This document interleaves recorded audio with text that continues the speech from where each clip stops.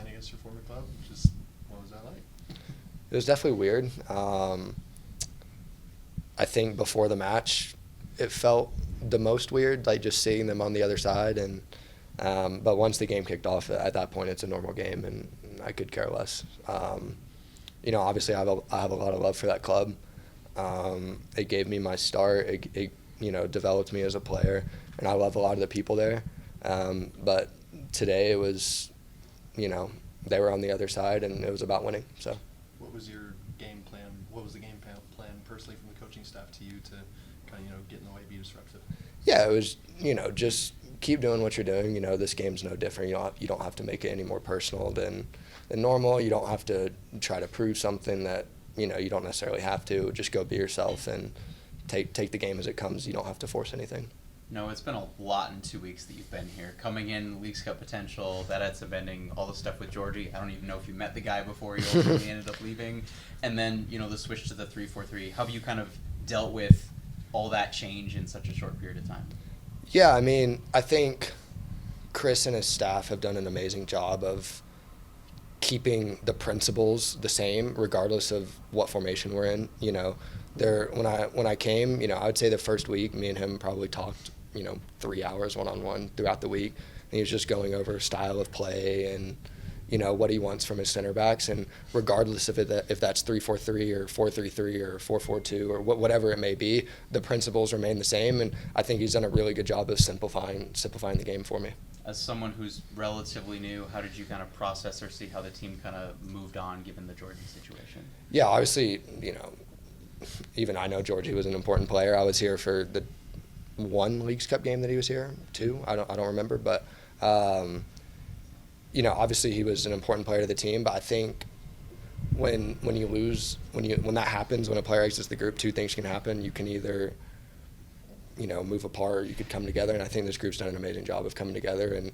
realizing that we still have the talent in the room to get results, and I think we've shown that. So. It's a back line that's kind of had a lot of moving pieces throughout the season. How do you think you fit in, this being your third straight game playing with them now? Yeah, obviously playing in between Reggie and Max in the first half and in the second half I have two experienced guys beside me, so it really helps. Obviously Ian on the other side, an experienced player, and yeah, all I'm trying to do is help the team. That's every time I step on the field, it's how can I help the team today, and how can I be at my best individually to help the team win. No, are you swapping jerseys with anybody tonight? I swapped three. Yeah, I did. I went Almiron, Ronald Hernandez, and Luke Brennan, my academy teammate. Yeah. Good stuff. No, you're a young guy, but the elevation doesn't care about that often. Yeah. How are you handling that so far? Yeah, I've had a few weeks to train. My first two matches were obviously back at sea level, and to be honest, I didn't really feel the elevation too much tonight, but I will say the first week or so I was here, I was feeling it even in warm-ups. So I think I adapted quickly. The guys told me, it's a week to 2 weeks, and you feel like normal. I don't think the cramps tonight had anything to do with the altitude, but I think I'm getting used to it. You've had to train with obviously some top attacking talent at Atlanta. Just what impresses you most about a guy like Hoffa? Yeah, like I said, he can literally do anything. He's a pest. He's the type of striker that as a defender you just don't want to play against. He's good in the air. He's quick to run in behind. He can score tap-ins. He can create his own shot. He can create shots for others. He's been super impressive. The stats don't lie. He's been unbelievable. But just as a defender myself, he's the type of guy you just don't want to go against. And I assume that can only elevate your game too. Correct. Yeah. Going against him in training every day, and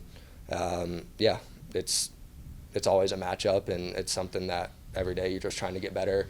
I'm trying to make him better. He's trying to make me better, and ultimately, hopefully, that makes the team better. What's Zach Steffen done to really help you with the learning curve? Yeah, his leadership is huge from the back, and I think, he communicates really well, but he does it calmly. He's not, overboard shouting. He does a really good job of communicating clearly and effectively, and I think just having that calm communication from the back, it's really helpful, because in sometimes stressful situations when there's a lot of players moving around you and stuff, in the box for crosses and stuff like that, hearing the calm voice behind you is really helpful. The Rapids are one of the teams in the league that plays a lot of young players. Is that something that's comforting to you, knowing that there's room to grow and make mistakes? Yeah, I mean, obviously, before the Cruz Azul game in the team meeting, Chris just said, welcome to the club. And this was in front of everyone. He just said, welcome to the club. We don't care about mistakes here. Just go be yourself. And I think that gave me a lot of confidence. And I'm just trying to play as free as I can. And I know if I can play as free as possible and, really show myself on the field, then that can only help the team.